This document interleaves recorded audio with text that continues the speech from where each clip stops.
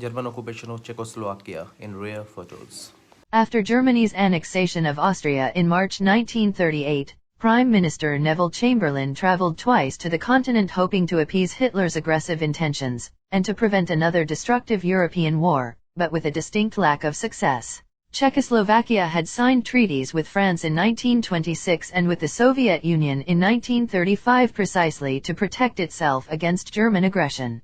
The Soviet Union promised to intervene, but only if France acted first, but it remained exposed and vulnerable. Within the Czechoslovak Republic, a virulently German nationalist movement, led by Konrad Henlein and fully supported by the National Socialists in Berlin, resisted Prague rule and demanded that the Sudetenland, where most of Czechoslovakian Germans lived, be united with the Reich. When, only 2 months after the Nazis' annexation of Austria, German troops readied to march across the border in May 1938, the Czechoslovaks partly mobilized, and the situation became increasingly ominous.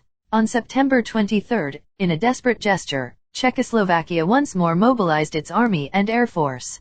Hitler's ally Benito Mussolini then proposed a four-power meeting to resolve the Czechoslovak crisis.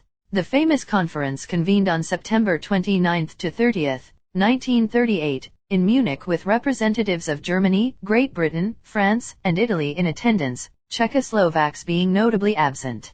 Chamberlain, French Prime Minister Édouard Daladier, Hitler, and Mussolini signed an agreement that conceded to all of Germany's demands.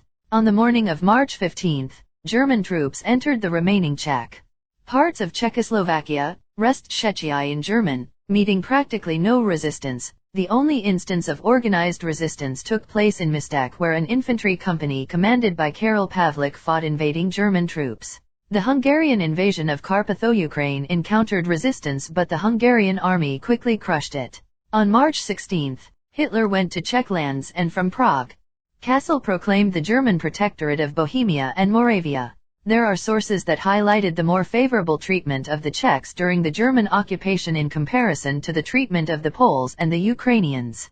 This is attributed to the view within the Nazi hierarchy that a large swath of the populace was capable of Aryanization, hence, the Czechs were not subjected to a similar degree of random and organized acts of brutality that their Polish counterparts experienced. By 1939, the country was already serving as a major hub of military production for Germany, manufacturing aircraft, tanks, artillery, and other armaments. In March 1944, during Operation Margarathi, Hungary was occupied by Germany, while beginning at the end of August 1944 with the Slovak National Uprising, Slovakia shared the same fate. The occupation ended with the surrender of Germany following World War I. During the German occupation, between 294,000 to 320,000 citizens, including Jews, making up most of the casualties, were murdered. If you like this video, make sure you subscribe to my channel.